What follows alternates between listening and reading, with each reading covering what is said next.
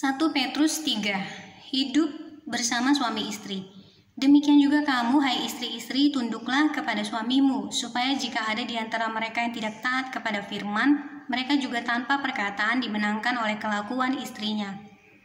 Jika mereka melihat bagaimana murni dan salehnya hidup istri mereka itu, perhiasanmu janganlah secara lahiriah, yaitu dengan mengepang-epang rambut, memakai perhiasan emas, atau dengan mengenakan pakaian yang indah-indah.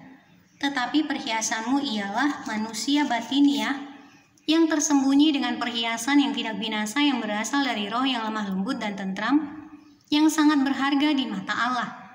Sebab demikianlah caranya perempuan-perempuan kudus dahulu berdandan, yaitu perempuan-perempuan yang menaruh pengharapannya kepada Allah. Mereka tunduk kepada suaminya, sama seperti Sarah taat kepada Abraham dan menamai dia tuannya. Dan kamu adalah anak-anaknya jika kamu berbuat baik dan tidak takut akan ancaman. Demikian juga kamu, hai suami-suami, hiduplah bijaksana dengan istrimu sebagai kaum yang lebih lemah. Hormatilah mereka sebagai teman pewaris dari kasih karunia, yaitu kehidupan, supaya doamu jangan terhalang. Kasih dan damai. Dan akhirnya hendaklah kamu semua seia, sekata, seperasaan, mengasihi saudara-saudara, penyayang dan rendah hati. Dan janganlah membalas kejahatan dengan kejahatan atau caci maki dengan caci maki.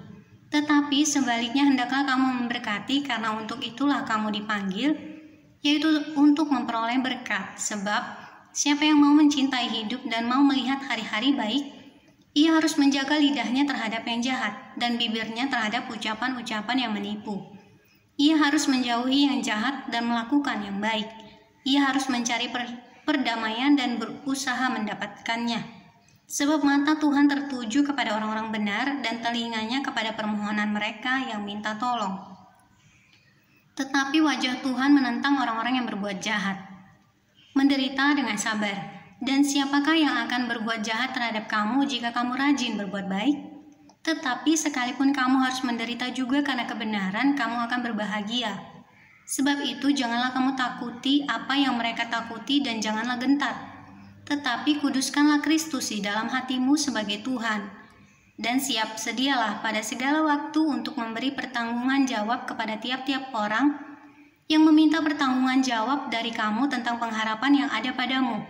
Tetapi haruslah dengan lemah lembut dan hormat, dan dengan hati nurani yang murni, supaya mereka yang memfitnah kamu karena hidupmu yang saleh dalam Kristus menjadi malu karena fitnahan mereka itu. Sebab lebih baik menderita karena berbuat baik, jika hal itu dikehendaki Allah, daripada menderita karena berbuat jahat. Sebab juga Kristus telah mati sekali untuk segala dosa kita. Ia yang benar untuk orang-orang yang tidak benar, supaya ia membawa kita kepada Allah. Ia yang telah dibunuh dalam keadaannya sebagai manusia, tetapi yang telah dibangkitkan menurut roh. Dan di dalam roh itu juga ia pergi memberitakan Injil kepada roh-roh yang di dalam penjara, yaitu kepada roh-roh mereka yang dahulu pada waktu Nuh tidak taat kepada Allah. Ketika Allah tetap menanti dengan sabar waktu Nuh sedang mempersiapkan bahteranya, di mana hanya sedikit, yaitu 8 orang yang diselamatkan oleh air bah itu. Juga kamu sekarang diselamatkan oleh kiasannya, yaitu baptisan. Maksudnya bukan untuk membersihkan kenajisan jasmani, melainkan untuk memohonkan hati nurani yang baik kepada Allah oleh kebangkitan Yesus Kristus yang duduk di sebelah kanan Allah setelah ia naik ke sorga, sesudah segala malaikat, kuasa dan kekuatan ditaklukkan kepadanya.